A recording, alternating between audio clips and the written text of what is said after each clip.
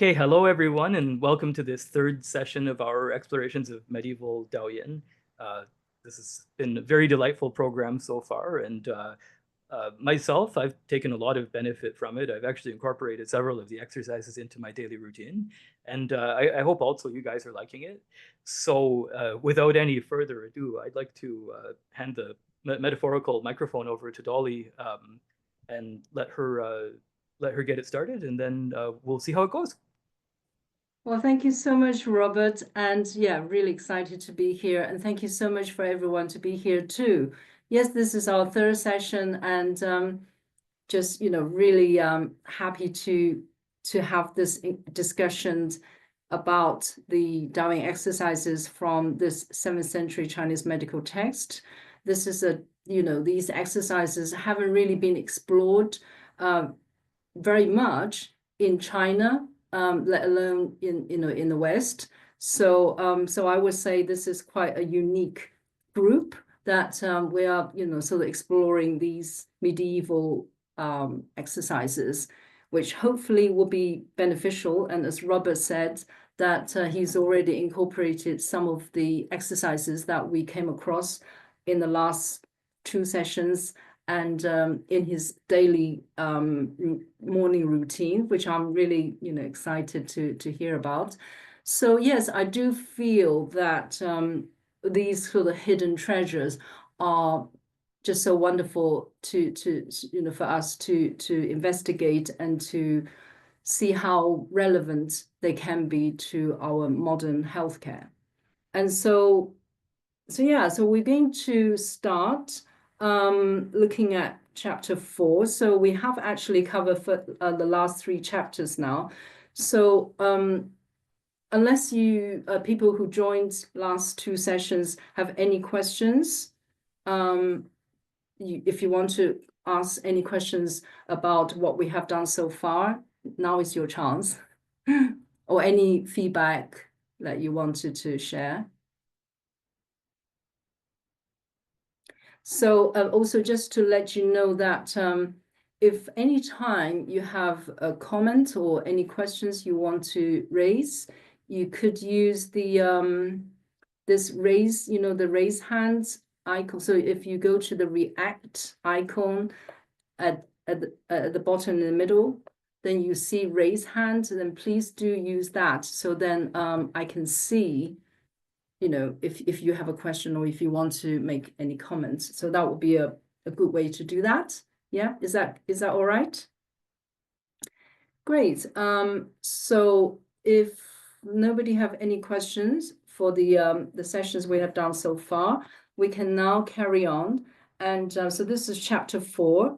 Basically, each chapter is a disease entry. And in 注病原后论, there are 1,739 disease entries, but there are only 110 which have contain Daoyin instructions. But these are crossover 2/3 of disorder categories. So, so I would say that in a way it's kind of the Daoyin instructions are sort of across many bigger categories within 注病原后论. Anyway, so we're going to read this chapter, and what I normally do is we go through the disease part, the descriptions of the disease, and then we will then look at the Daoyin instructions. Yeah. Okay, so I'll be the reader. Okay, so it's the 卷 1, section 17. So that will be page 75. Okay, so that is the symptoms of B or B impediment and lack of movement in the limbs caused by wind. So that is the name of the disease entry. Okay, then it follows the description. The combination of these 3 qi, wind, cold, and damp, creates B. When wind predominates, it creates wind B. The signs of wind B are that muscles and skin become extremely painful. All the yang channels begin in the hands and the feet and run their courses through the body. wind damp lodges in the muscles and skin. At the outset, it creates speed, injury the yang channels, and following them to where there is a deficiency. It then stops and becomes stagnant. It attacks both blood and qi so that they become sluggish, and the joints are no longer under control. Hence, it causes a recurrence of wind bi and a lack of movement in the limbs. So that's basically the end of the description of the disease. Then you have this sort of standard statement, which says the orthodox prescription for decoctions, hot packs, needles, and stones is given elsewhere. The Yangshen supplementation and Daoing instructions are now attached below. So every time you see this statement, it means that there will be instructions about Daoing exercises or the Yangshen recipes. So, so I just want to pause here to see if anybody have any questions with this or any comments they want to make, particularly those who are practitioners of Chinese medicine. Really, love you guys to give us some insights about this and how that sort of, how you see this in your clinical experience. Oh, Fabrice, yes, okay. Thank you, Dolly. Yes, the question I had would be about the translation, more specifically at the part where it says all the yang channels begin at the hand.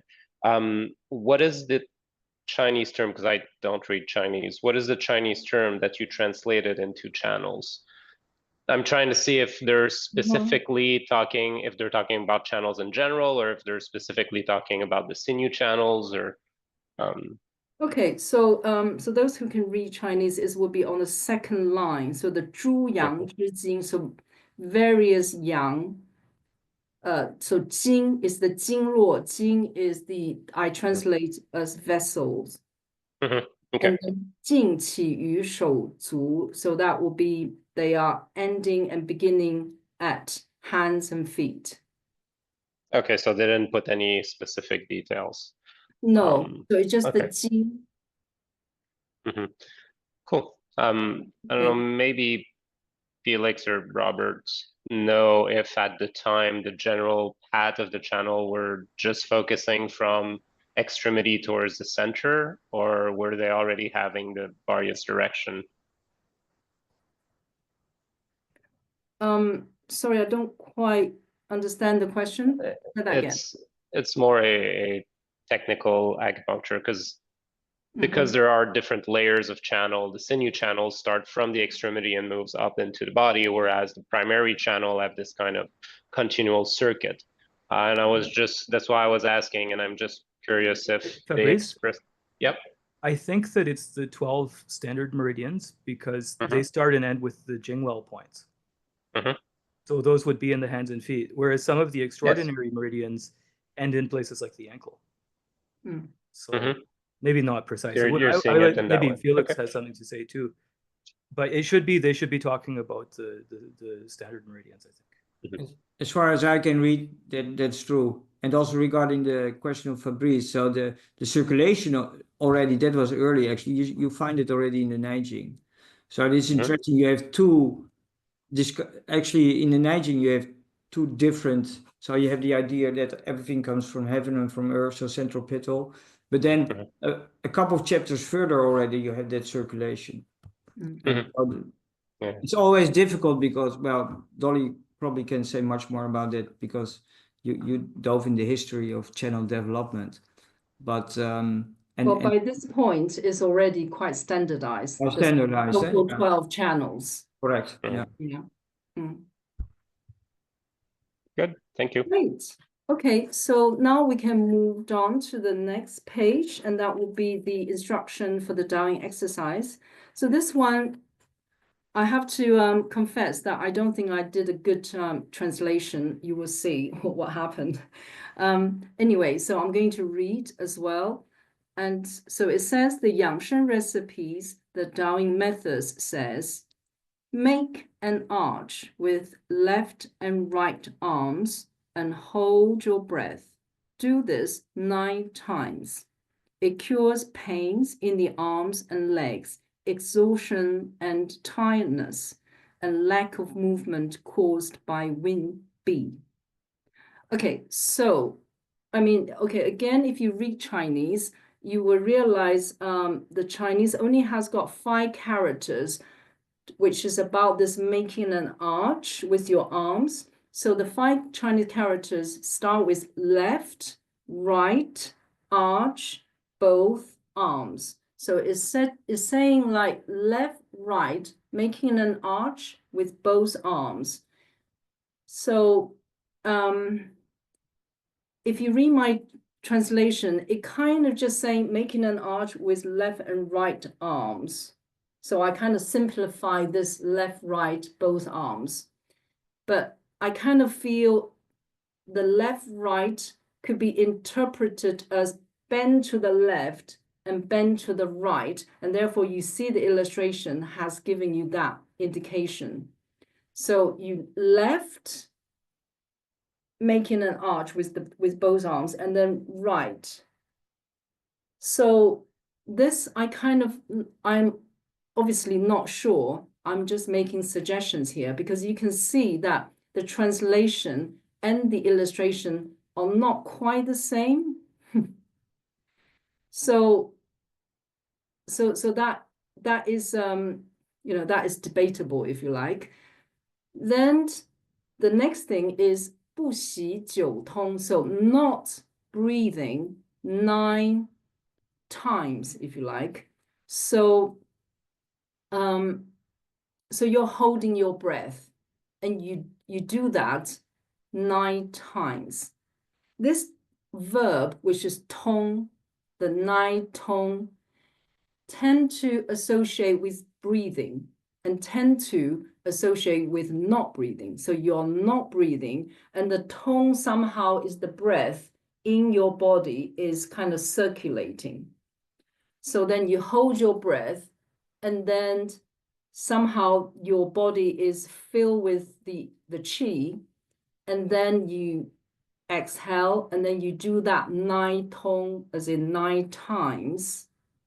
So the word tong does tend to go with breathing, and particularly not breathing. Yeah, in this case.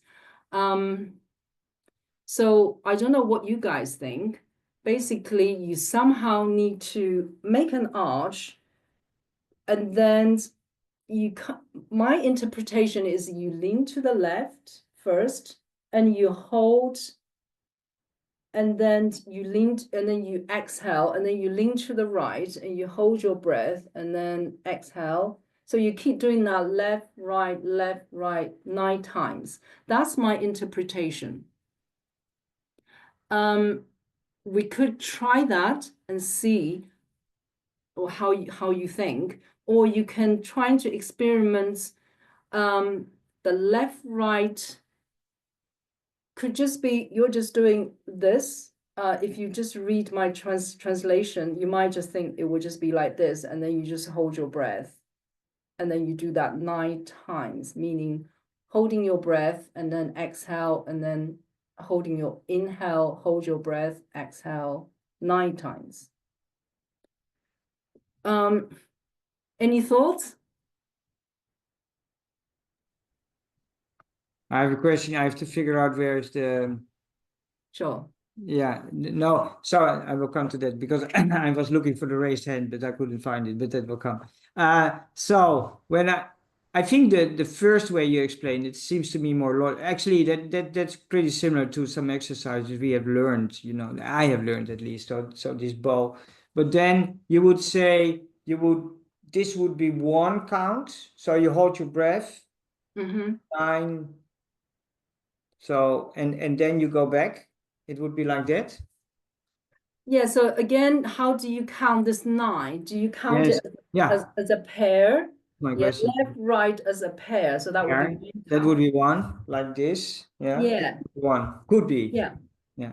So yeah, I would say that that's also quite possible. But then, so the 9 times is related to not breathing, yeah. So Not breathing, holding yeah. your breath. So then maybe if that is the case, you are doing that while holding the breath, and then you are coming to this side, still holding your breath, and then you exhale. Yeah, when you come to the middle. Yeah, back and then to that is exhale. that's one time, and One then time. you do that, holding your breath, Again. holding your breath, Yeah. holding your breath, and then exhale second time. Yeah, So would- that's, again, you know, that's a possibility. I mean, sometimes maybe it's not so crucial to really like pinpoint exactly what, you know, what it was, because I mean, it's not possible to know really the original, you know, instruction.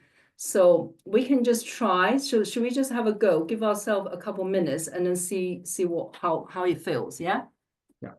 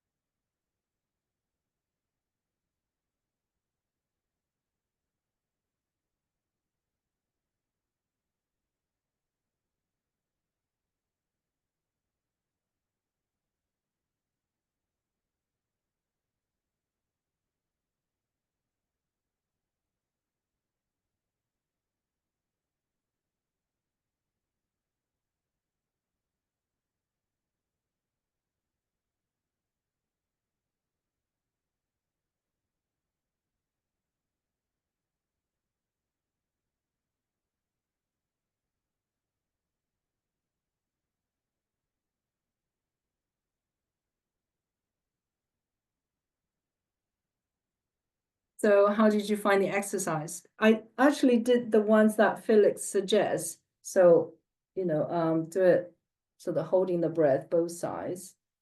That obviously requires, that takes longer. So you have to hold the breath longer, and that makes it harder. But that obviously feels stronger in a way. If I exhale when I move to the middle, and then inhale, hold to the other side, and then exhale, that's kind of a bit more manageable, and it's also good. I also try the one just do it like this without moving. Again, I found that quite powerful as well, because I could feel that my arms want to go further up and further back, and that feels good. But then when I do to the left, to this, obviously it's sort of, you know, the the sides is like being pulled, and that's really, feels great as well. So how do you find? Anyone want to share? Wes, yes. How did you find, Wes? Actually, I had a multi-part thing, one about grammar and two about the exercise itself. Sure. Let me just lower my hand here before I forget. So when it said, what was it? 左右拱两臂. Yeah, 左右拱两臂. Is it both to arch your arms and your body? Is that common for it to modify both things? And why is it over your head? Could they be arched in front of you? 拱两, because if it's in front of you, then that's not gong, because gong would need to be this kind of shape. Gong, as in like, gong qiao is the bridge, is that sort of shape. So they do tend to be, I mean, it could be here, but has to be sort of this kind of shape rather than this way. So it needs to be this way. But then since you're gong liang bi, you probably don't need to raise so high up. But then gong, yeah, it's kind of more naturally to be raised up, I imagine. Yeah, and that leads to my second thing, which is, I think when we arch side to side, it feels good because we don't have B. And I'm thinking if the nature of B is constriction and impediment, then you have a kaihe going on, right? One side opens, one side closes. But I wouldn't want to close a side with B.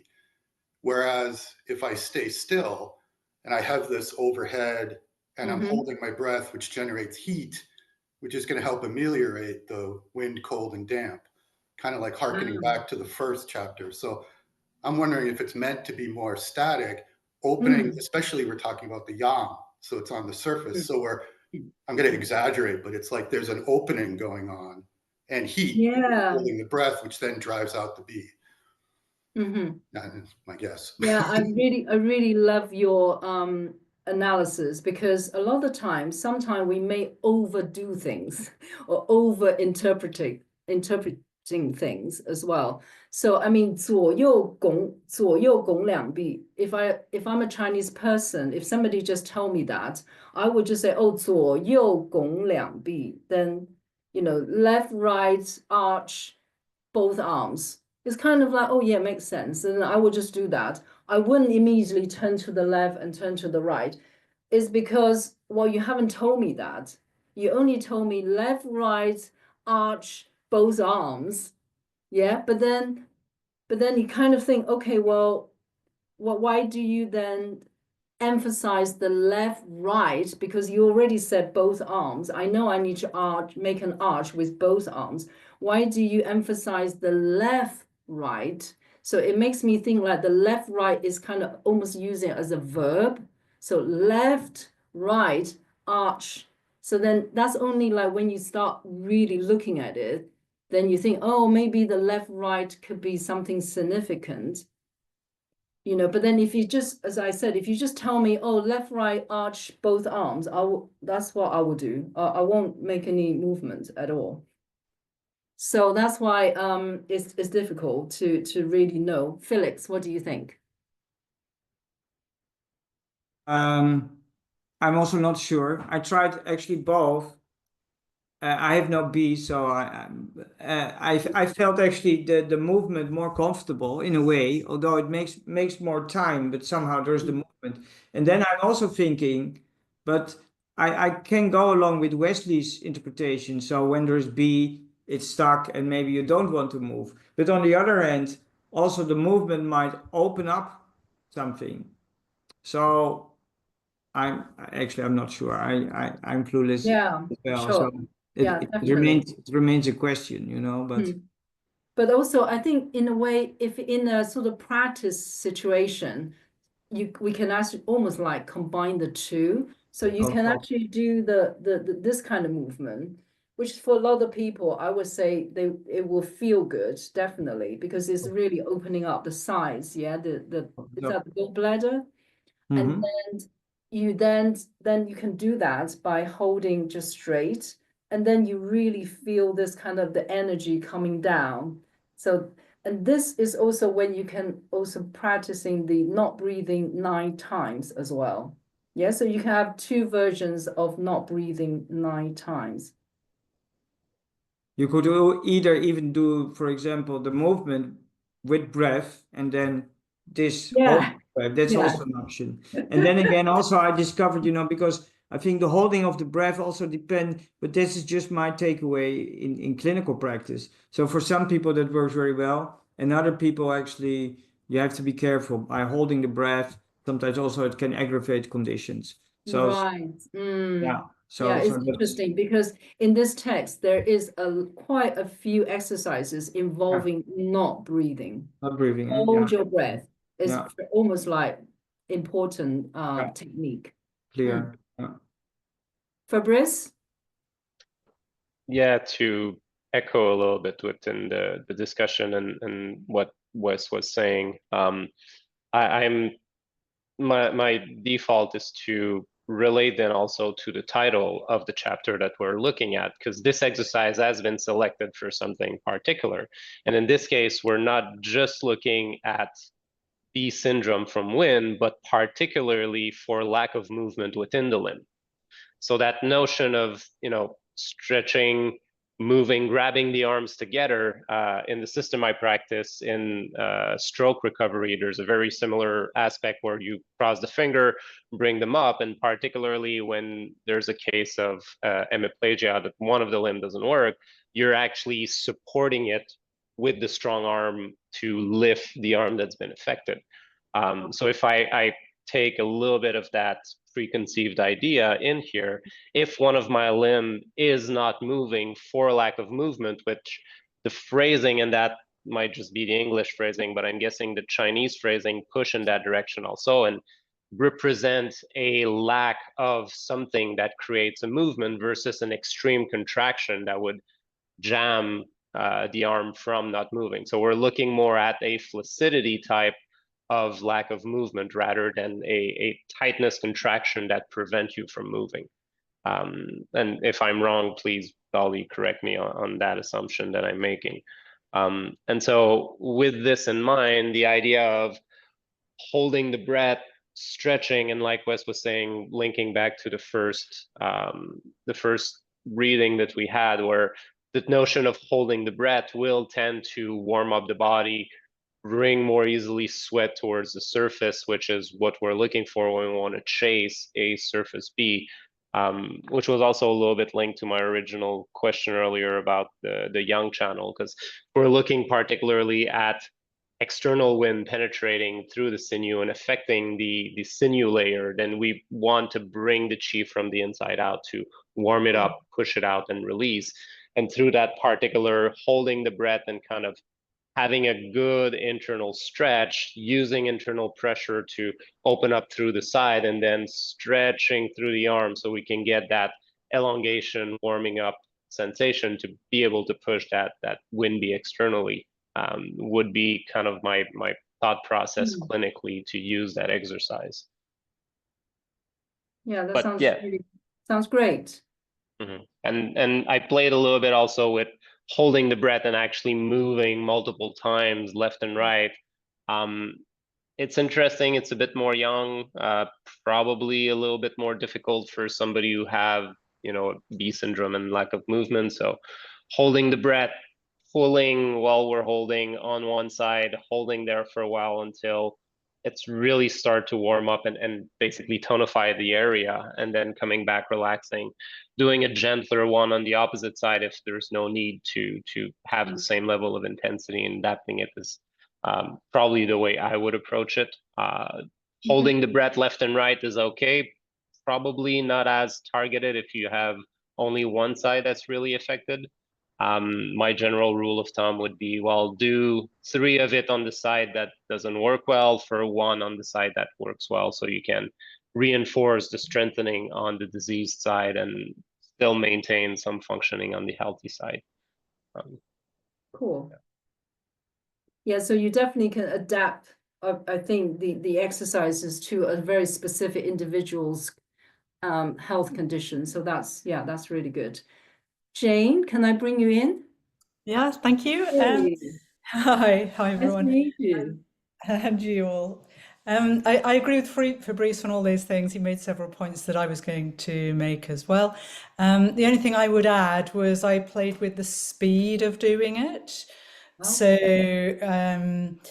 speeding it up in order to do 9. So I played with it, and the thing that had the most impact in terms of really getting the chi moving right through to the extremities, really quite strongly as well, was when I did effectively 18 bends, so effectively taking it weight shift and the arch like this, but at this kind of speed, holding the breath. So I could do 9 being effectively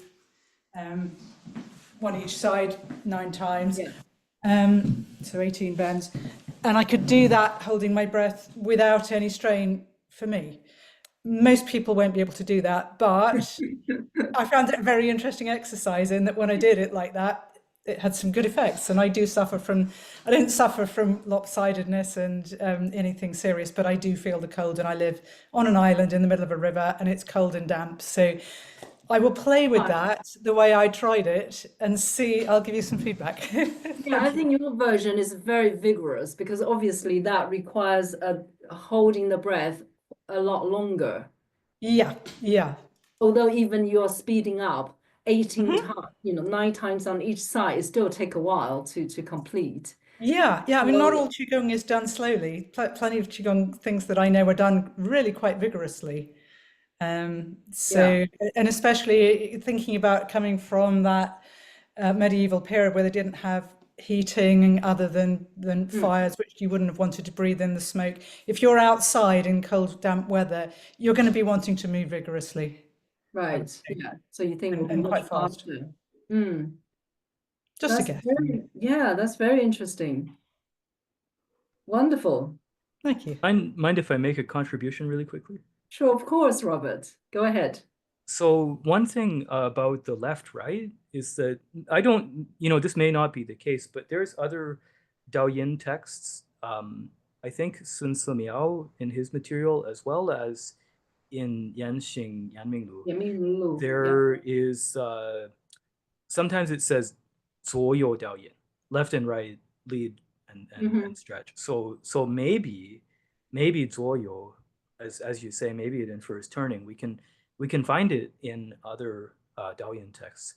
So that's the first thing. The second thing is, so I practice a Neigong routine from martial arts that actually has a very similar movement. The hands are above the head, and then for the beginning, there's a very sort of gentle movement in the chest side and in the trap to open up the upper ribs and the shoulders. Very, very similar movement with the hands arched above the head like that. So just food for thought. I'm not saying there's any connection there, but it's an interesting possibility.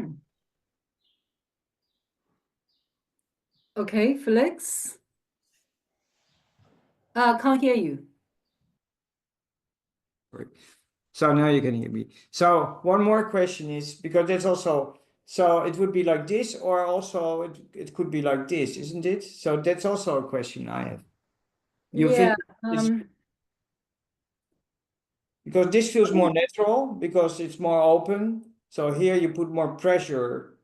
Yeah, I mean, if it's me gong, will be just that Would be like this, huh? Yeah. Gong is you're only doing that. You don't flip. You don't do like this. No. It feels better also, I would say. It's more so natural. that's how I would do it. Okay. But then if you look at the illustration, we might have the hands flip. That's why I look back and then I start to wonder. I said, oh, maybe we have to do it the other way. Yeah. Okay. So yeah, okay. Good, excellent. Okay, so do you think we can move on to the next chapter, chapter 5? Okay, so can somebody like to read?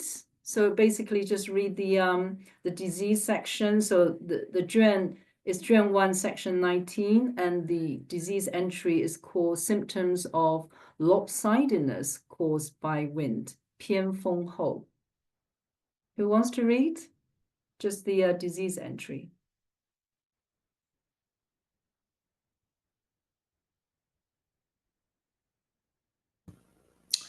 Lopsidedness caused by wind is when the wind deviance is lodged on one side of the body. When the body is deficient on one side, the wind deviance takes advantage of this and causes injury. Hence, lopsidedness caused by wind. The signs are an inability to feel pain or itchiness, being sluggish. The orthodox prescriptions for decoctions, hot packs, needles, and stones are given elsewhere. The Yangshan supplementation and Daoyin instructions are now attached below. Excellent. So yeah, so again, we see this standard statement whenever there is instructions for either the Yangshan recipes or the Daoyin. So so any comments or any questions regarding the disease entries? Are we all quite happy with what has been said? I'm a little unclear, like, because there's all these, like, so far we've covered a lot of pretty big and small diseases, like common and uncommon diseases. And so with this one, I'm just like, it says or having bee pain. So it could be like a sensory nerve issue with the numbness and Yeah. or it could be a motor nerve issue in terms of it being sluggish and lacking control, or it could be a pain issue. And so I'm not sure how important it is to differentiate this from, say, the previous entry or from the inability to stretch and extend, like, so it's hard for me to understand clearly what makes this different or not. Does that make sense? Yeah, it does, because I think the other ones also, what we have encountered so far, they're all to do with the sort of somehow the the restrictions with the movements and the so the bee pains and they're very similar. This one is kind of like the emphasis is the deviance or the xie is lodged on only one side of the body. So so that's I think that's what makes it slightly different. So that's the only thing. 偏风后, so it will be lopsided somehow. Is I mean, is this something to do with the hemiplegia? But then that's very serious. So if it's just about not being able to feel this pain or itchiness or feeling a little sluggish or lacking control, I don't know. I mean, it doesn't sound serious. So yeah, whether I can we can relate that to a modern particular illness, I don't know. Anybody want to say anything on this? I had maybe a global question that came to mind regarding the order in which they place things. Did you notice if they tend to start from disease that are more surface and gradually go more internal? Did they frame the book in that way, or is it just kind of randomly in any order? Because this one seems to be touching a little bit deeper with the lack of feeling at a level of nerve sensation. I mean, almost to the point of neuropathy type, based on the description. So I'm kind of curious if they had a certain structure, if it was more not as precisely described through the book. I don't know the answer. I don't know whether it's because of within the wind disorder, whether the disease are progressively sort of more serious. I don't really think so. But whether there is some kind of logic within the particular disorder, how they, you know, put them into some kind of order. I am not sure actually. So yeah, sorry about that. I don't know is the answer. But it is a good observation, Fabrice. It feels to me like the only thing tying these all together is wind.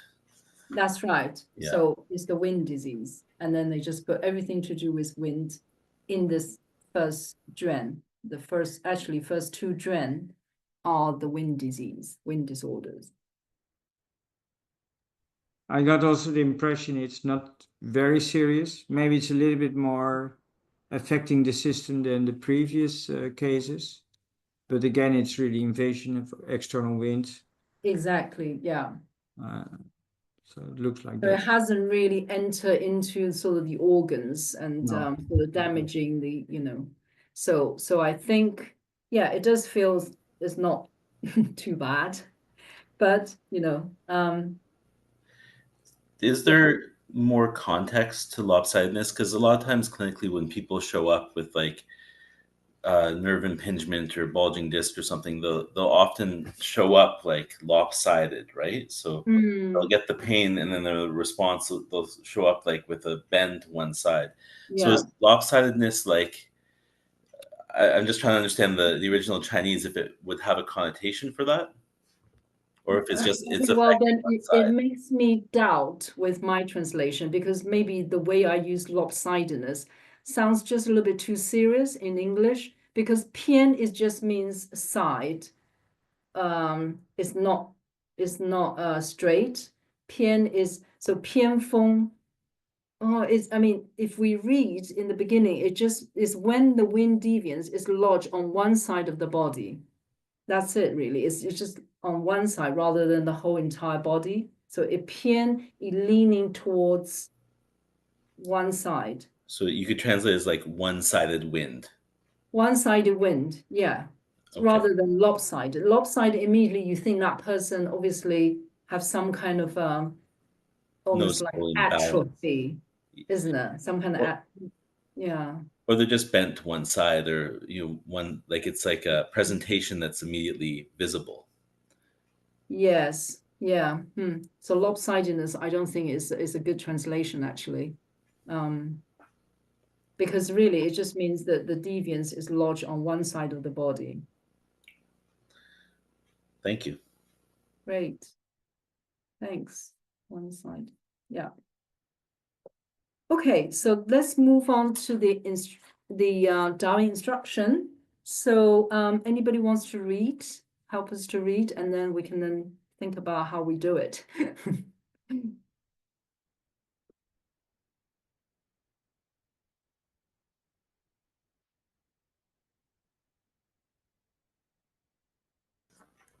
I can do it if you want. Wonderful. You got the book now, Philip. I have the book now, yeah. Yeah, wonderful. Thank you. Okay. The Yang recites Recipes. the Yang recipes, the Daojian method says, stretch one arm out fully, palm facing up. The other hand holds your chin and pulls it out. Pause and hold the fully extended position for a while. Do this twice, 7 times to the left and to the right. Then keep your hand still while turning your head from side to side, reaching a fully extended position. Hold your chin tightly. Do this twice, 7 times. This gets rid of tension and stiffness in the neck, head, wind, dizziness, B impediment in the throat, cold infixation in the shoulders, and lopsidedness caused by wind. Great. Okay, so let's just concentrate on the DAOI instruction. So it says stretch one arm out fully. Okay, so at this point, we don't know when it says one arm out, whether we are going to stretch forward or basically just stretch out, yes? Okay, so let's just stretch out. And then palm facing up, so that's clear enough. The other hand holds your chin, so okay, you need to somehow hold your chin and pulls it out. So it says face out, so then it kind of, it makes me, so either, can you pull it out forward? I don't know, probably pull out from outwards. So that's what, if you see my illustration, it end up looking like this, rather than pull it out forward and then, so I tend to do it like this. Okay, and so if we say that is the case, then pause and hold the fully extended position. So for a while, so you do that, you feel this sort of tension of the arm stretch out, moving to the left, and then the one on the other side pulling to the right. So you feel this tension between the two hands. Then do this twice 7 times to the left. So then you bring the other hands, so you stretch the other arm out and pull the chin out to the other side. So I thought this is a very interesting exercise, because by holding your chin, you're obviously assisting your head to move, yeah? So you can really push your head to turn as much as possible, because it asks for the fully extended position. So you kind of have to really try hard to do it as much as you can. And then you do that twice 7 times. So obviously, again, take some time to achieve that numbers. Then is my confusion, and that is, it says, then keep your hand still, hold while turning your head from side to side. Okay, so the Chinese, it says hand not moving, both sides side extreme position. So, and then quickly hold it.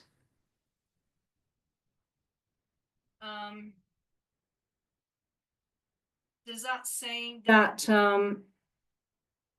your head is moving rather than your hand is moving? Because in the beginning, is your hand trying to pull your chin, but now it tells you you don't move your hand. Okay, then how do I make 2 sides extreme posture? So that is so you see my translation is, keep your hands still while turning your head from side to side. So I end up having my hands holding the chin and trying to turn my head. Do you think that's what's happening here? Or do you have any other suggestion that what might be happening here? Another possibility is it's not actually a separate exercise. It's kind of trying to tells you what has already been said, and that is one arm stretched and then palm facing up, one hand hold the chin and pull it outwards, and then you do that extreme posture, or to your fully extended position, and you do that twice 7 times, left and right, yeah? And then it says, don't move your hands. So hands not moving, meaning this hand just stay. Then left both sides, do both sides with extreme posture and twice 7 times. It's as though it kind of repeat itself, but I'm not so convincing with that though, because I don't see why it needs to repeat itself. So then with my translation, you see that I split those into 2 exercises. Jesse, what's your take on this? So The parentheses where it says your chin in the last line, that's not in the original text, so it could just be hold tightly. Yes. It So- does say, because it says twice 7 times twice, it does feel like it's 2 exercises, and so my impression is that the first one sounds pretty accurate, where, and based on the description of the illness, when we have like pain and basically like arthritic sort of, or like bulging disc in the neck or something, where you have numbness or motor issues so we are like really stretching the brachial plexus from end to end by having the palm up here. And then my impression would be, after you do 9 times on this side, 9 times on this side, then you just keep your hands still. So maybe drop your hands to your side and then just turn your neck on its own 9 times. And the hold tightly could be like, because I've done qigong exercises where you look as far as you can to one side as you breathe in, and then come back to center, and it's just a neck mobility exercise, maybe with your hands at your side, and what you're holding tightly is the extremity of the posture, and do that. So that would be my impression. That's great. Except in the Chinese character, if you, it's the third line down, is the 几碗之, the one is you somehow hold something with your hand. The one has got the hand radical, so you're holding something. The 之 suggests it, so you hold it tightly. 急 is not hurry. It just means tight, yeah? 急 is in like tightly, hold it tightly. So the 之 is it. It just, we don't know what it, in this case, I would say the chin. Otherwise, what, because it's already telling you before you are grabbing the chin. So here, one, you grab it, yeah? So it's still the one hand not moving, and then the other one, somehow you still have to tightly hold it twice, 7 times. Hi, Dolly. So I just wanted to ask, it looks like it's saying, so then it says you turn it outward, 向外, right, outward, and then you hold on to it and you do the posture 2 times 7. Oh, never mind. I answered my own question. What is it? Just because afterward it says 左右一然, so left and right will be the same. Will it be the same? Both in right, yeah. Yeah, so I just had misread it briefly. I had missed the part where it said 一是鸡是儿棋. But one thing I wanted to mention is that when you do this posture with the chin and then you put the arm out, it's isolating muscles in the neck, because it stops the shoulder section of the trapezius from rising up. Right. So there's a good shoulder relaxing and spine mobilizing characteristics there. But I wanted to ask, do you think that, like, you're doing that and then turning back? It looks almost like it's saying that in the text. Hold on. When you turn back, you then move the other arm out. So you pull. Oh, okay, so you do that and then you would switch positions. You alternate like that. Oh, okay. Yeah, that makes more sense. Yeah, definitely. Because then you can really pull this neck while extending the other arm, and then you do the other way. Yeah. So I mean, I'm really happy with the first instruction, the first part. It's just the second part, when it says hand not moving, that kind of throw me a little bit. But then it then said tightly hold it.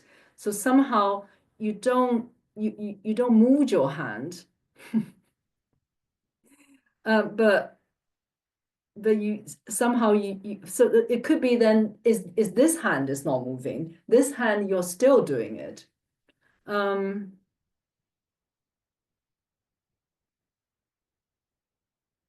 So is a difficult thing. They might be similar. My interpretation is somehow you hold it and then you're trying to move your head. I don't know whether that's silly or not. And there's nothing like because in English we might say like hold a pose, right? But you're saying that this character means you're holding something in your hand. It has to be something in your hand. Yeah. Because I can imagine, like, you know, hold that stretch for 30 seconds, like not to do it for 2 seconds, but to do it for a while, right? Yeah. And then switch sides. Yes. That would be my thought, if it makes sense linguistically. I don't know. Right. Okay, well, I don't think we need to worry in this case. Should we just practice at least the first part that we're very clear about? So should we just try and see how that feel, yeah? Just one more question about How should you feel it? the extended arm. So it would be the palm up, because on the Palm up. pitch up. Okay. Definitely, yeah. Okay. So that is clear. And also, it does not give you any instruction about how you breathe. So just breathe normally, naturally.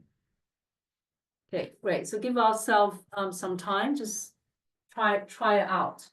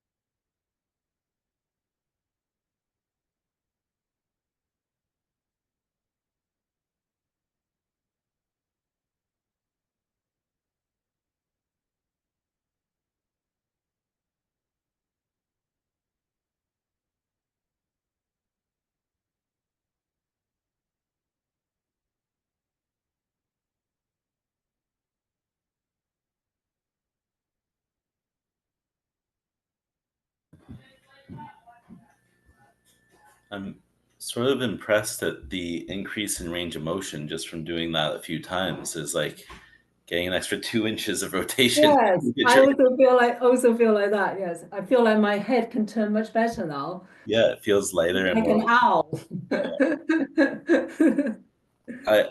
I wonder, like, from my experience with the exercise, you know, it talks about the hand not moving, right? So to me, like, it's almost like you're holding onto a bar or something and then turning away, right? Like you're sort of anchoring that hand with like invisible energy so that you can use that as a pivot point to stretch away from. Yeah. Whereas if you were to move it, you would never get the stretch because you won't That's get right. to the extreme position, right? But if you anchor it, either like by holding something or just imagining that you're holding something, that you can really pull into that line of rotation. Yes, that's great. Yeah. So I think it's just almost like the first one, but it just made that emphasis of not moving this hand that I stretch out. And then you do that twice, 7 times.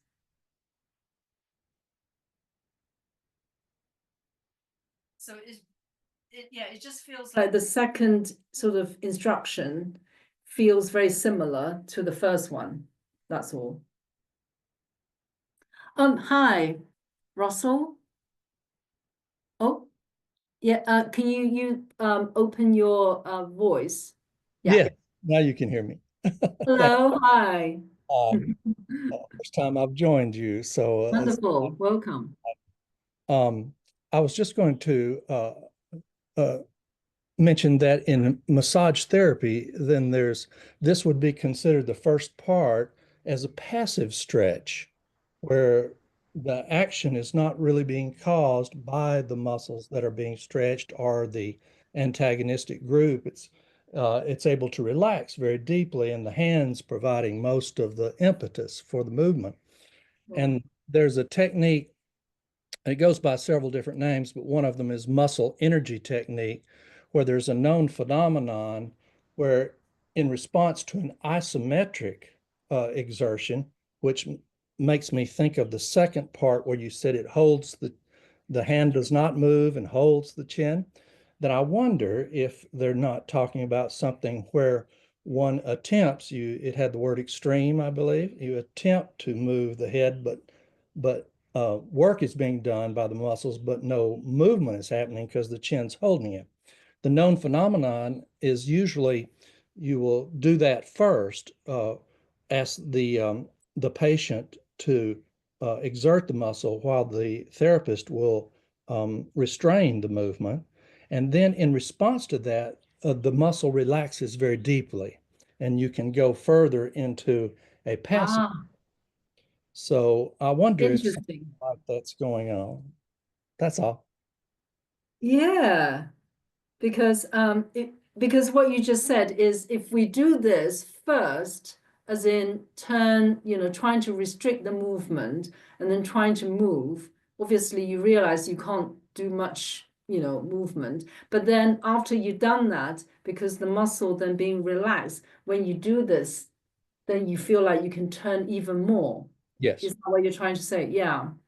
So, but it's interesting that's the way I understood is very similar to what you just said, and that obviously in this order is you do this first and then you do this.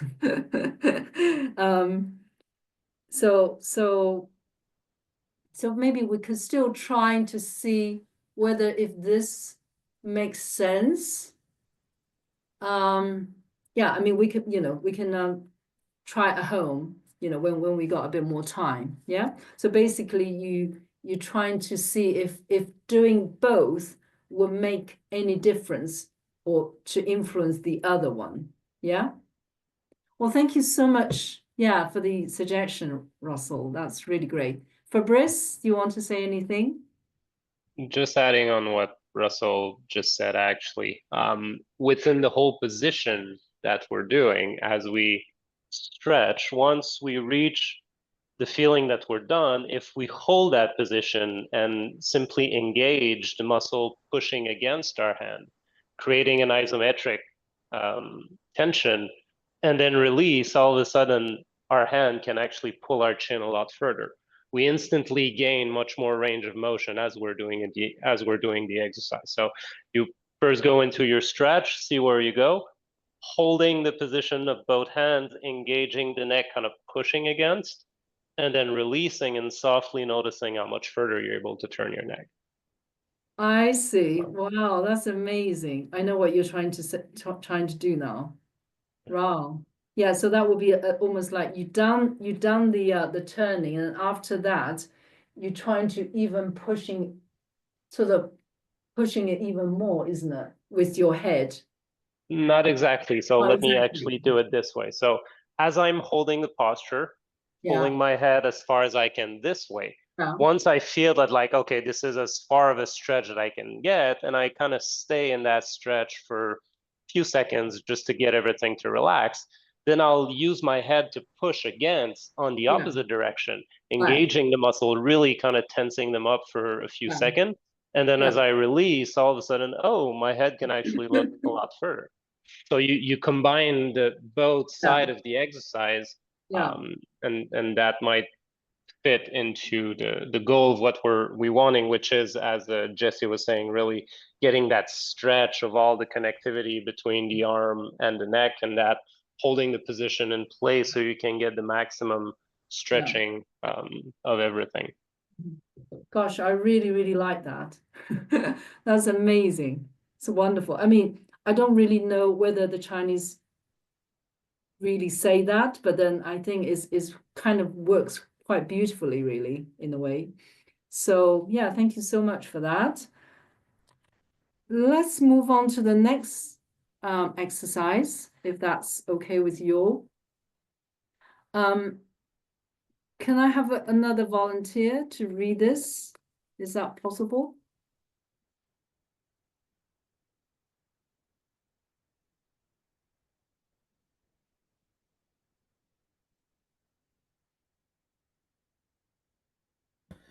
All right, I'll go again. Again, it says, stand on one foot, one hand stretching behind you as far as possible. The other hand holds the sole of your foot firmly on the Yongchuan point, kidney 1, with strength. Pull your foot upward and your hand backward. Pause and hold the fully extended position for a while. Alternate between left and right twice 7 times. This cures lopsidedness in the upper or lower body caused by wind and disharmony of the yin qi. I'm not quite sure what the disharmony of the yin qi mean. But I think with this exercise it should be quite straightforward. It doesn't have too much sort of ambiguity. It might be not that easy to do, but yeah, I mean, we can certainly try. I think it just, you obviously need to be able to balance on one leg while holding the other leg, and your hand is like pressing onto the Yongquan point. So you can kind of experiment how you actually hold the foot, so then you can sort of pressing into the Yongquan. And then your other hands is going back. Yeah, and then you do that alternate. So again, you lift the other leg, the other Yongquan, the other foot on the Yongquan point, and then push the other arm backwards. So should we have a go and try? I think this is quite an interesting exercise.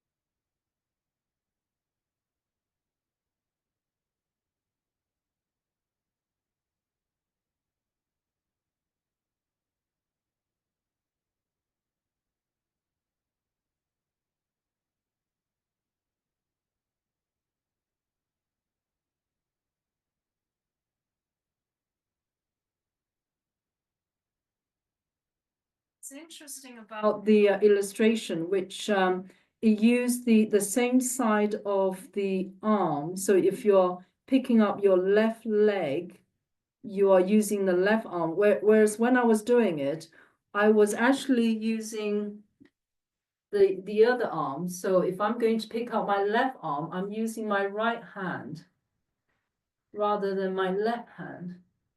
So I don't know about how you do it. I suppose that is also possible.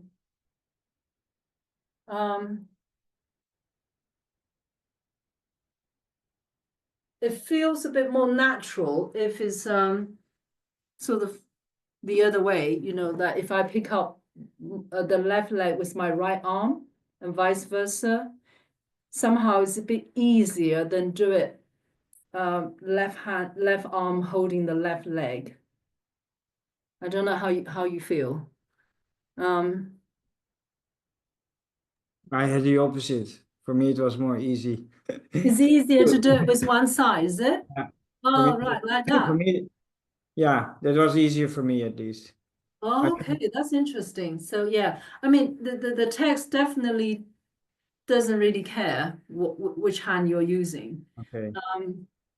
So Seems more odd, but that's just could be actually. But you are in a different position, because if I look to the image, yeah, you pull your leg up, and otherwise your leg is a little bit more crossed, isn't it? Because you have to, but both, I think you can play with it. It's doing something different, as to my feeling, but yeah, both can have directions actually. It's a nice exercise, anyhow, to do actually. I felt really because it works on the kidney channel, I think. yeah. But I really felt the whole kidney channel opening by doing the exercise. That's right, because you're pressing it Yeah, into that was really nice. Yeah. So and then so what's going on with this, the other arm going back? What do you think was doing what is doing it there? It opens. Opening, There's okay. more space. I think it works on a lot of channels, because it opens the gallbladder also. Works on the bladder channel also. Right. And probably also you use your sunjiao, and yeah. Actually you involve a lot of channels by doing this exercise. Gosh. It's really nice exercise. It's lovely, isn't it? Yeah, I really like it as well. Yeah. And I love the illustration. That's actually the very first test piece when we engaged this illustrator. Okay. Ask her to draw something, and she drew this. This was the very first illustration that she did. But here the palm is not upwards. Here the palm, at least on the illustration, the palm is downward. I think you can play with it too, probably. It just said moving back. Moving backwards. Yeah, Okay. stretch backwards. So it You didn't play say with it. palm up or Okay. down. So just do it naturally, the way you would do it. Yeah. Jesse, do you want to say anything? So from my experience, like holding the opposite foot with the opposite hand puts more twist into this lumbar spine. But I guess something that I'm not clear about, which maybe other people have an opinion on, is like where your knee should be. So if it's if I'm holding here, my knee's pointing sort of forward, it's one thing. But if it's down, then it gets more of a, you can sort of stretch into the hip flexor triangle area. That's hard. That's really hard. But I don't know which one would be the correct one. I have no idea. I don't think there's a correct, I think it's kind of like to your ability, because I can only do it with my legs sort of knees going upwards, whereas yours is like bending down. That is quite hard in terms of like holding the balance as well. I mean, actually it helps the balance. I try it now when I really put like this, but then you hold do you put your leg, Jesse, do you put your leg to your leg, or do you feel to the other leg, or Yeah, it's so I'm loose? like holding you on. Because then you stabilize actually. Actually, that's more easy, I would say. Right, you put it right against to the other leg. Yeah, and then you're more stable actually. Oh, okay. More easy. I see. Or like a figure 4. As someone who's had SI joint issues in the past, it feels like this exercise works a lot on harmonizing the iliacus and the SI joint relationship for the pelvic rotation, Right. and as well as rotating the lumbar spine. Hmm. Yeah. So both of these upper and lower exercises seem like they would be good for, mild bulging discs or something like that, as long as it wasn't so severe that you couldn't actually do it. Yeah. But it would sort of work to regulate and harmonize the torsional forces through the spine. Great. Wonderful. So, okay, great. Let's, should we move on to the next chapter? Do we have time? Oh, yes, we do. Wonderful. Okay, chapter 6. 卷 1, section 21. So the disease entry is called symptoms of sensation loss caused by wind. Again, we have a short description about what this disease is about, but then we also have the pulse, and then we got 2 DAOI instructions. Okay, great. Who wants to read? Please. Shall I read again then? Yeah, great, excellent. Yeah, okay. Loss of sensation caused by wind results from a deficiency in the flourishing qi and an excess of the defensive qi. Wind and cold enter the muscles and flesh, impeding the flow and distribution of the blood and qi. This condition is that scratching the skin feels as if it is being done through clothes. Okay. You want me to continue like the... Yeah, okay, yeah, carry on. I think it's quite clear, seems to me, anyway. Yeah, carry on, please. A diagnosis of the slow pulse on the cone opening, in other words, at the radial artery of the wrist, indicates a loss of sensation in the skin. Despite having no sensations, if the pulse is feeble and rapid, the patient will live. If, however, it is firm and swift, the patient will die. The orthodox prescriptions for decoctions, hot packs, needles, and stones are given elsewhere. The Yang supplementation and Daoyin instructions are now attached below. So yeah, I mean, it seems to me it's kind of like not a very serious illness, because it's something about the wind cold enter into the body through the muscles and flesh.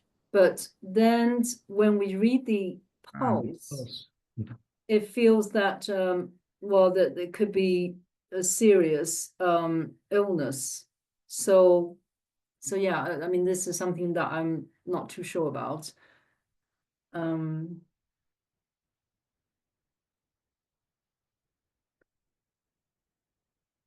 Makes me wonder actually, because if I read the first passage also, I wouldn't be too worried.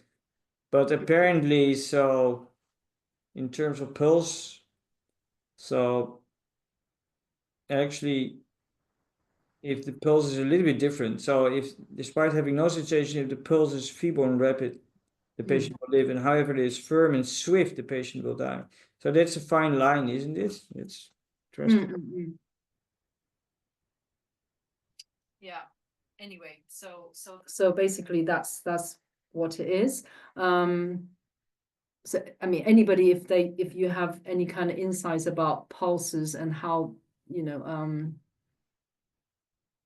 the descriptions of that determines, you know, whether the person will die. I mean, in 朱病原后论, there's a lot of this kind of descriptions about pulses, and almost used as a prognosis, you know. So yeah, it's very very rich material there. So Jesse, do you want to say anything about the pulses? Yeah, I mean, it's a little confusing, and I think maybe you could clarify a little bit. It could be my translation. Well, because it says a diagnosis of a slow pulse at the twin pulse opening, Yeah. Indicates the loss of sensation, this condition. But if the pulse is feeble and rapid, which is the opposite of slow, then they'll live. However, if it's firm and swift, then they'll die. And so I guess I'm not clear. Like I was looking at the characters like mai xu shu, zhe sheng, like the efficient and shu. Like I looked it up in the dictionary. I couldn't. Numerous. So it's come quite. So the pulse comes numerous, quite fast in a way. So, but then the shu. I think that because there are characters for pulse for like rapid, right? I think that this might be like extra beats, like palpitations.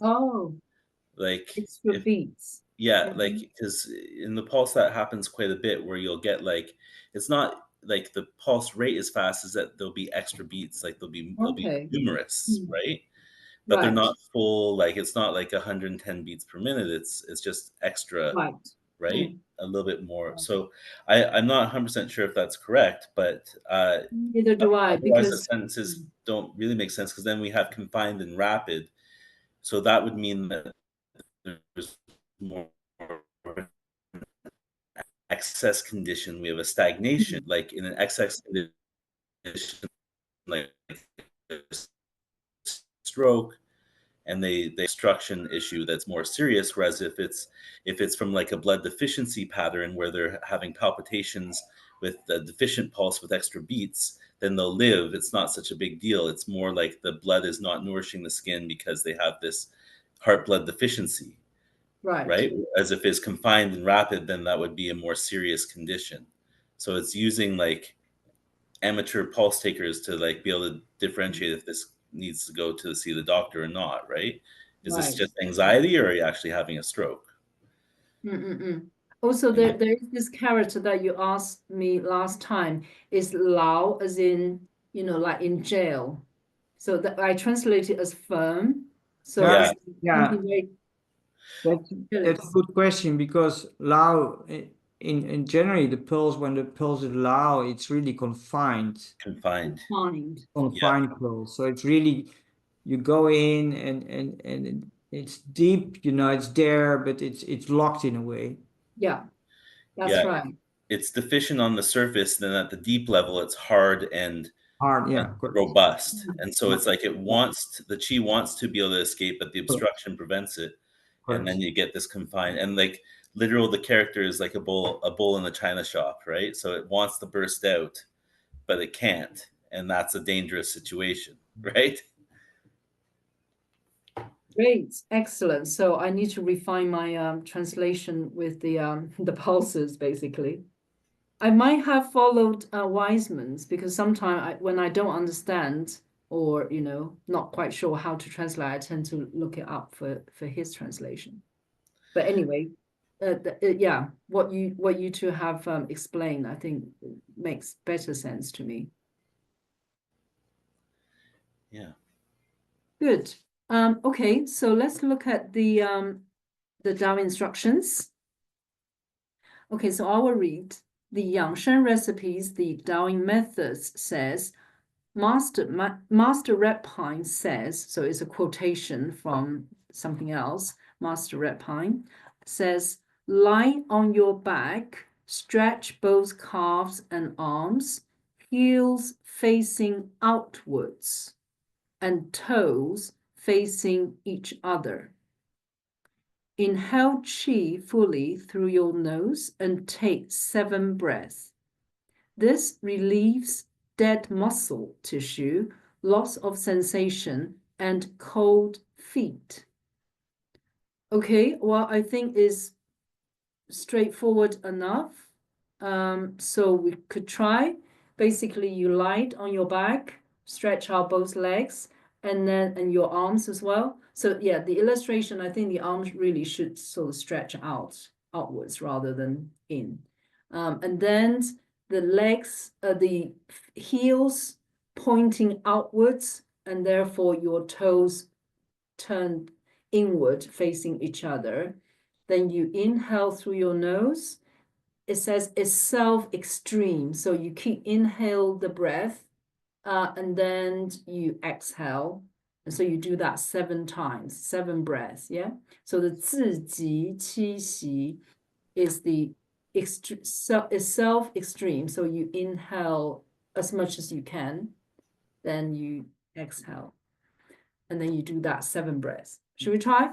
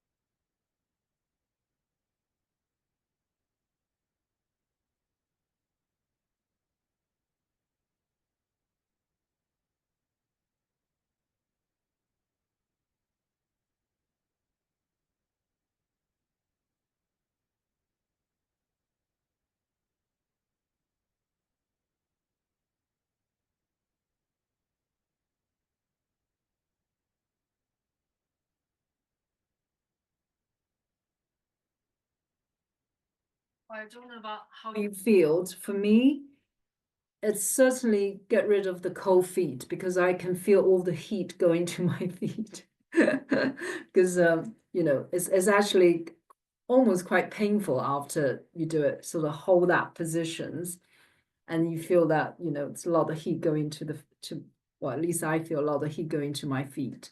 And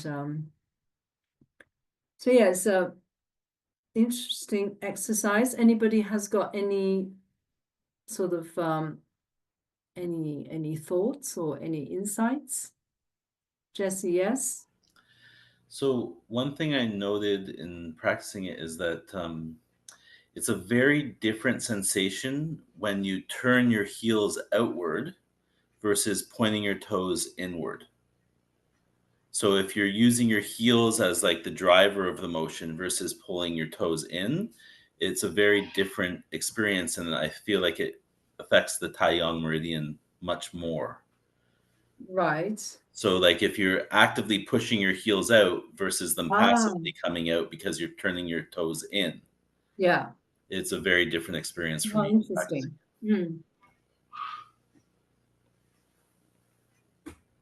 Cool. Hi guys, one quick thing. Did we get a definitive answer about what the character shu means? So shu, like in like rapid. All right, the pulse. Because I looked it up, and it's pronounced so. Mai shuo is a condition, at least in TCM, and shu shuo is also a condition. It says it's a rapid pulse between 90 and 100 BPM. And then if it's vacuous, it's shu. It's also accompanying vacuous heat usually. So vacuous heat plus rapid pulse is mai shu shuo. Yeah, so that means it's rapid, it means fast, which is slightly different from what Jesse suggests, and that is sort of numerous. Yeah, I think usually for palpitations they'd use the character Huang, like Xin Huang, or another one is, I think, I can't remember, pronounced Bei or something like that. Shuo in this case is from Chinese medicine. It means fast. Well, I mean, literally means numbers, yeah. So shu, as in many, many times, many comes many. Yeah. The article here, what it says is, I can just translate it, okay? It says, in Chinese medicine, it's one of the names of pulse image.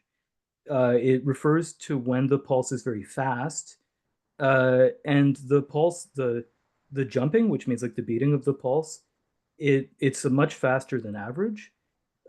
So if it says in one breath, it could arrive 5 or 6 times. Every minute, it would beat 90 to 130 times. And in the Maijing, in the classic of the pulse, it says the shuomai comes and goes in a very hurried way, so, or an abrupt way. Yeah. That hence the confusion of the differences between the so-called fast pulse, which the person is what can live, and the other type of fast pulse, the person will die. Because you got the ji in the other one, which is definitely is hurried, is the hurried pulse. The one that is confined, like lao, and then the ji. So the confined, the locked but hurried pulse, and somebody who has those kind of pulses will die. So that makes it harder to understand the differences between the shu, which is kind of being translated as fast, but also the other one, ji, is Lao Mai is also a pulse presentation. It says it's very, very like stringy or tight, like xian, like a wiry pulse, and it's floating. I don't quite agree though with this person's interpretation. I think the lao is definitely something to do with being confined. Lao more like being in jail, basically, rather than like very tight or like xian, like string. No. Yeah. So then it makes me wonder about what he said about the shu, because shu being like fast is almost the same as ji here in the in the second section description about the lao ji, the confined and the hurried, which then is the sign for somebody will likely to die. So I'm kind of leaning slightly towards what Jesse was saying about this idea of the shu rather than is something a speed is actually an extra, almost like an extra pulse. That seems to me kind of, because then the person is still weak, the pulse is still weak, but it just has got extra pulse rather than it's weak but it's rapid. Yeah. It could be. So because if it's rapid, then it kind of leaning towards the person might die. Actually, Li Zhen, if I can quote him, so he calls it shumai. So rapid pulse will often arrive 6 times per breath. Due to faint jin and exuberant yang, there will be mania and vexation. Floating or deep reflects interior deficiency or excess. Only among children this is a good sign. So actually, this is from Li Zhen's Pulse Classic, actually. Right. So again, this is shu mai, yeah? Yeah, this is the shumai. Mm. Yeah. So it's fast. It's fast. Yeah, it's definitely fast, but it has yeah, correct. And it has but it can also, and so it can manifest it many different, so it could be floating or it could be deep, but the fastness is really the criteria. So generally it's seen as 19, so in modern literature they say when it's about 90 to 140 beats per minute, or 6 per breath. And the urgent rate of arrival. Yeah. Mm. Then how do you differentiate shu mai, which you just described, from ji mai, ji as in hurried? Let me try to find Li Zhen's description. That will help, maybe. Let me see if I can find it. It says Sima, isn't it? Yeah, ji as in 着急急忙. Yeah.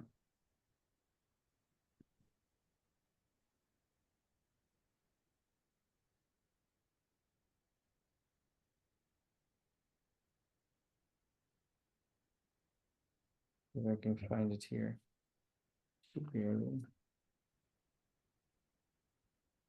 If anybody else is more quick, I can. I don't think the classics have a GMI for It's not in. It's medicine. not in the. So the Sima is not in Li Zhen, actually. It should be a descriptor. The classical documents have Laomai, but they don't have GMI as far as I know. Right. Okay. But this is a very old document.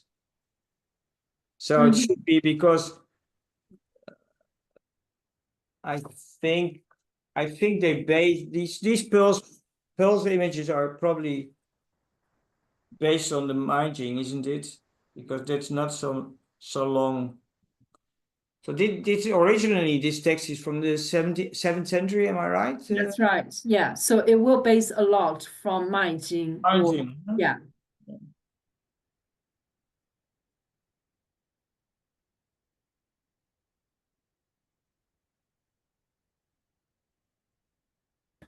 Yes, since we're in the weeds in the pulse, I was looking up the first line where it's like the Sunko pulse is Huan, which you translate as slow.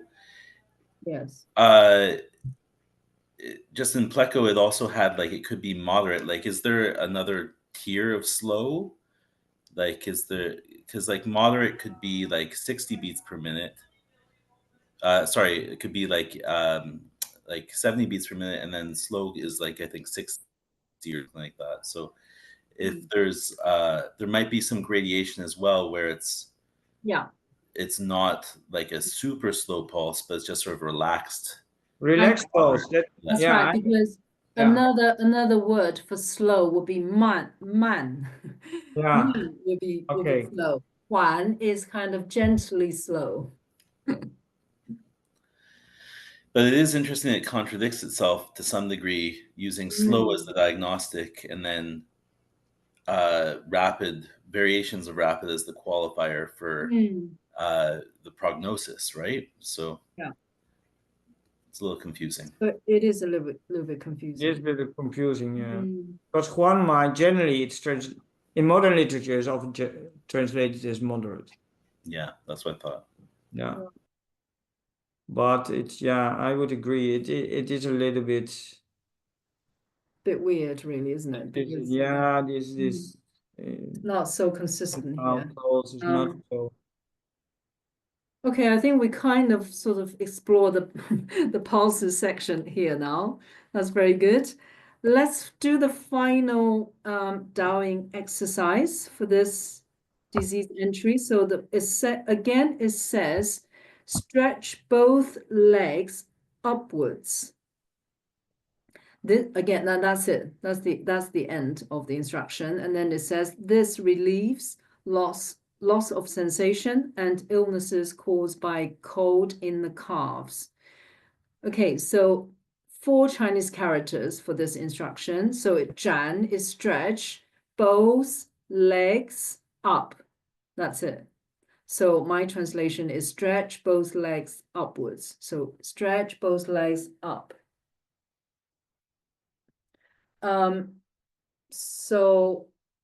So my understanding is you literally lift your legs upwards. Do you think that's a fair interpretation of the instruction? Should we have a go? Yeah. Sure. Can I just say one thing before we Sure, start? So yeah. clinically, when people have bijang affecting the sensory nerves of their lower legs, I'm already giving people stretches like where they'll push their heels up towards the sky, right? So in your picture, you have it sort of at an oblique angle. And I think in this case, therapeutically, you might get more stretch on the sciatic nerve if you have it at 90 degrees. How do you do that? So you're just lying on your back and you kick your feet up to the sky. Oh, straight up. Straight up. Okay, let's try it. Yeah. And if you okay. push your heels up specifically, you'll right. really activate the sciatic nerve, pulling the sciatic Oh, nerve. right. So Yeah. if I was to read just those 4 characters, that would be my interpretation. Yeah. I mean, it didn't tell you what kind of angle. No, it just says up. Exactly. Yeah. And I was just wondering if you could clarify the next sentence, the Chubu Ren. I mean, Ren is such like a complicated character with so much depth and meaning. How are you just translate it as it relieves loss of sensation? So 人, yeah, 人 is not so, yeah. So 除不人 is 除 is get rid of, no sensation. So get rid of this not being able to feel. Right. 不人 is loss of sensation. Yeah. Right. Okay. All right. Thank you. Great. Okay, let's try your way as well as whichever way you want to try.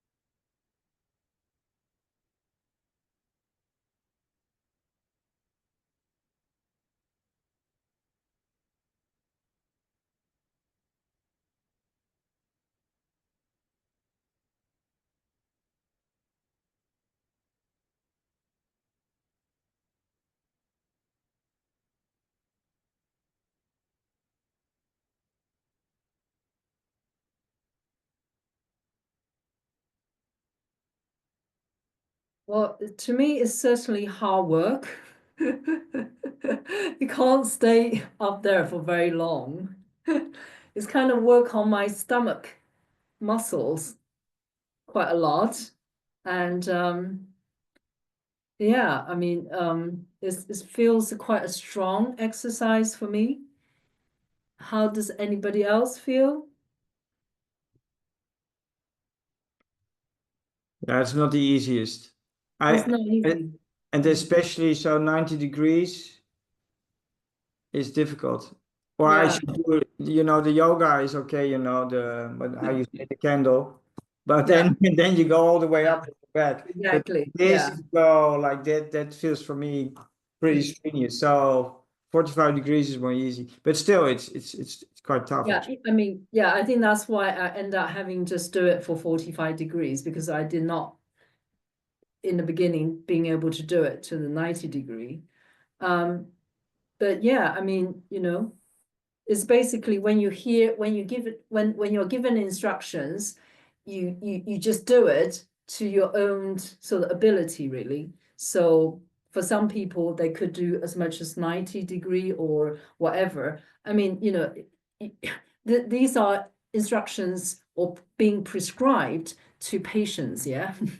So you're not going to like expect them to do to whatever, you know. So it's just they just tell you to stretch both legs and move them up, whatever how much you could do really to your own ability, and then that's it. So whatever you do is definitely very good. Yeah. So I'm really happy with what we have done so far. Any questions or any comments? I just want to reiterate again how appreciative I am of this group. I think it's really a fascinating project, and I'm very happy to be involved in it. And yeah, you know, it's so rare, to be honest, that we have the opportunity to learn a text in this way, where it's line by line. Like, Yeah, I mean, you know, by the end of this project, we're going to be masters of this text. I think, yeah, you guys are going to be amazing. I was just thinking about that as well. I think this is a very, very special group, and we should really nurture it. Mm-hmm. Because this text is just got so much information, especially with a vast material on Daoing exercises. And once we have those knowledge of the kind of exercises that being recorded, described in this text, you got a very, very good benchmark. And when you then read other texts, Daoing related texts, you got a very good idea of, is this earlier or is it later, and how does those exercise might look like. You will have a very good understanding, which is, I think, is amazing. So it's just very, very exciting. We're going to have, you know, quite a lot of the people going to be quite proficient in these special, you know, quite a specialist knowledge. And I'm just very, very happy and very excited about this. So yeah, thank you so much for all joining us to, you know, to this sort of exploration together. It's wonderful. Okay, thank you very much, everybody. And so I'll send out an email a few days before the next class, just to remind everybody. And in the meantime, if anyone wants to get in touch, then please feel free to reach out. And thanks so much, especially to Dolly and all the participants for being here today. Again, totally awesome class. And I think that everybody, I hope, is enjoying it and benefiting from it greatly. Could I just say one final thing, and that is I'm going to south of France in May for a retreat. It's a Daoing and Qigong exercises retreat, and it's going to be held at my supervisor, Professor Vivian Lowe's place. And so I will actually be teaching the exercises from this book. So we're not going, I obviously won't do it like what we do. I would just going to show them, this is what we're doing. This is what it says from this book. I'm just going to sort of no, this is the one. These are the exercises. But yeah, so if any of you be interested in coming to Europe, to France, and to spend, it's a week-long retreat. And yeah, that would be quite fun. So I will give Robert the information, the link, so then you can look. There's a website that you can get more information. And if you do want to join us, you just need to write an email to Vivian, and she will, tell you what to do next. Is it all right then if I send the link out via our mailing list to everybody? Certainly. Or we can be in touch about that. Yeah. Wonderful. Right, take care, everybody. Yeah, thank you so much. See you in 2 weeks. Thank you. Take care. Take care. Bye-bye. Bye.